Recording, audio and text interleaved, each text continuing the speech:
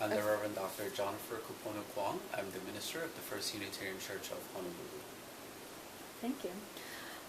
So can you tell me a little bit about your background and your life a bit? Sure, I was born and raised in the Philippines, and my family settled in the Southern California area. So I've been living there since I was 11 or 12 years old, and I went to school there for my undergrad degree at UC Santa Barbara. And after graduating from college, I was 22 years old, and that's when I met my partner. He was 20 at the time, and so we've been together for the past 15 years, and we recently just celebrated our 15th anniversary, actually. And after we've been together for a few years, that's when I got the call to ministry, and I entered seminary when I was 26 years old, and so I got my Master's of Divinity degree at that point. And after that, I also pursued my Doctor of Ministry degree. I didn't end up in Hawaii until 2005 or so to plant a church at the time called the Metropolitan Community Church, Ohana MCC as it was called. And at the time I was also volunteering for what was then known as the Gay and Lesbian Center, or the LGBT Center. And during that time we were working on several issues related to non-discrimination against LGBT people, such as public accommodations and also employment non-discrimination. And we were also trying to get past civil unions here in Hawaii. And we definitely saw it as a stepping stone, that wasn't our ultimate goal, that obviously we'd like to have marriage equality. But at the time, it was a great way for us to get the conversation rolling again, even though really here in Hawaii the conversation started in the 1990s. But we wanted to revive that conversation and get the general public to start thinking about the issue again. Am I missing something, by the way? Was there something else that you wanted in there to address your question? No, actually, Just a brief introduction. Okay. so what have you done for it? I know it's just become a big thing, and I heard that you were a big part in trying to create awareness and Right. can you So we knew from the beginning that we needed to engage the religious community, because there was this discourse going on, or this framing that pit religion against the LGBT community. And we definitely wanted to raise the awareness that there are religious people and religious leaders and religious communities that do support marriage equality. And so I've worked very closely with the Interfaith Alliance of Hawaii over the years to gather together the supportive clergy and make sure that our voices are heard whenever we're speaking in public. And so we've done press conferences, and we've done an interfaith prayer brunch held here at the First Unitarian Church of Honolulu back in August of this year, trying to encourage the governor to call for a special session. So at the time, the governor hadn't really made up his mind yet whether to call the special session or not. And so a few weeks later, he did indeed call for a special session, and so we mobilized our resources even further.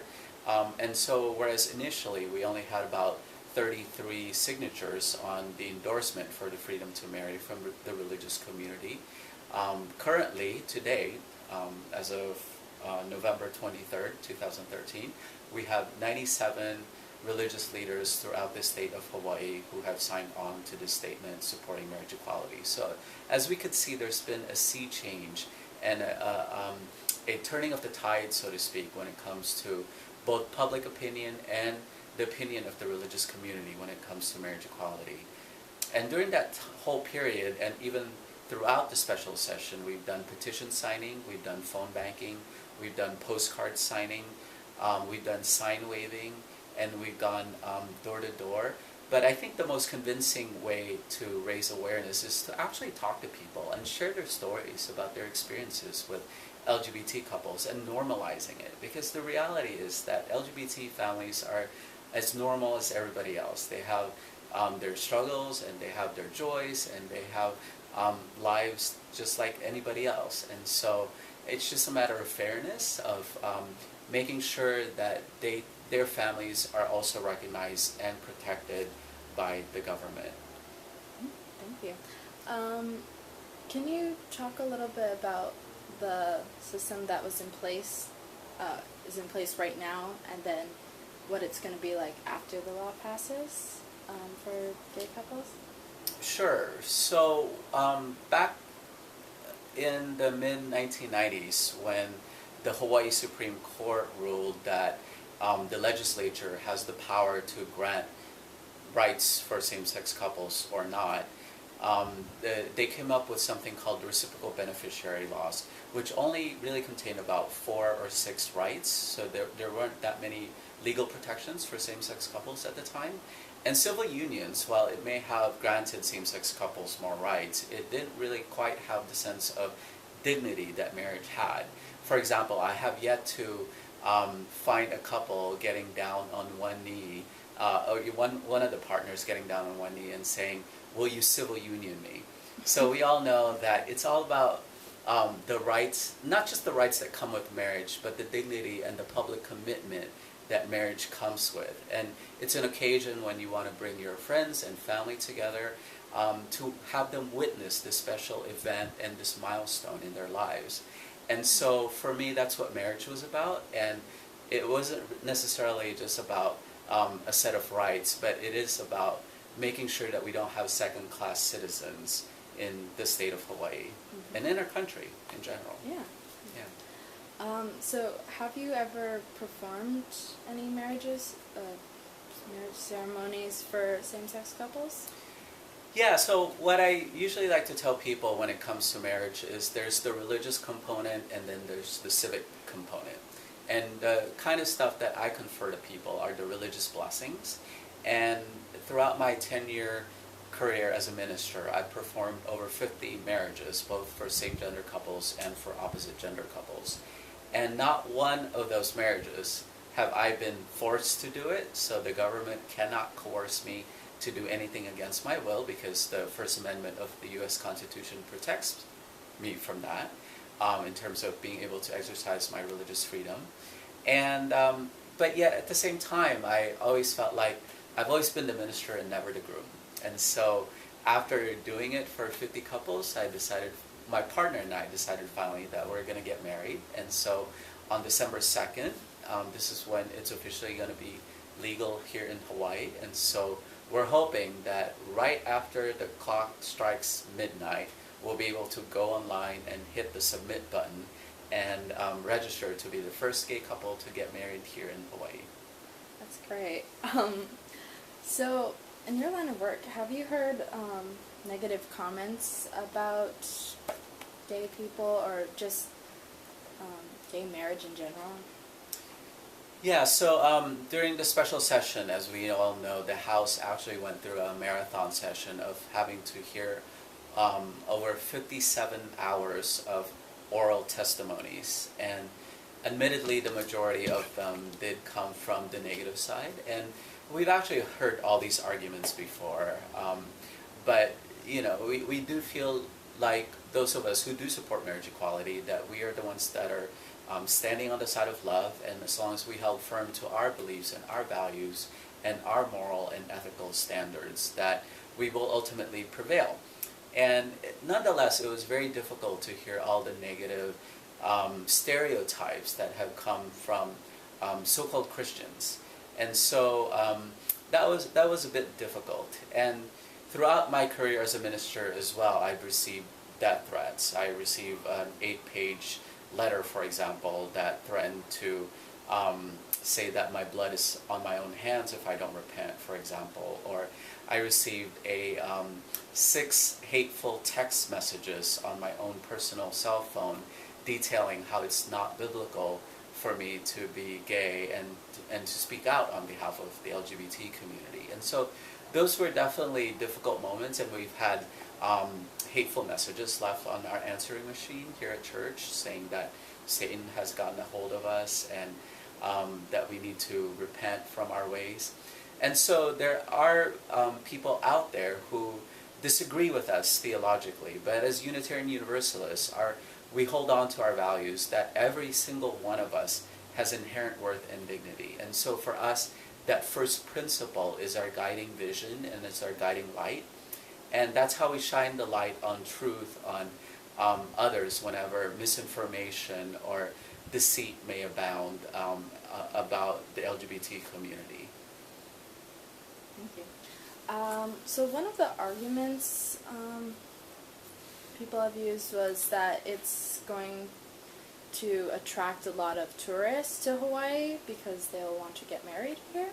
What do you think about that? Do you think it will affect the tourism? Well, there was an economic study that was recently done that showed something like Hawaii would gain from this economically to the tune of over 217 million or 270 million. And I would hope that we would all welcome that, because tourism is the primary way that we make a living here in Hawaii. So I would hope that people from the mainland or elsewhere, if they're considering getting married, why not get married in paradise so that they could have their honeymoon at the same time, yeah? But for me, it isn't just about the money issue, that there is, like I mentioned before, the ethical and the moral issue as well, that we do need to be treating everyone fairly and equally here in the state of Hawaii. Last question. Why and how do you think that same-sex marriage laws have been changed so quickly, or have progressed so far so quickly?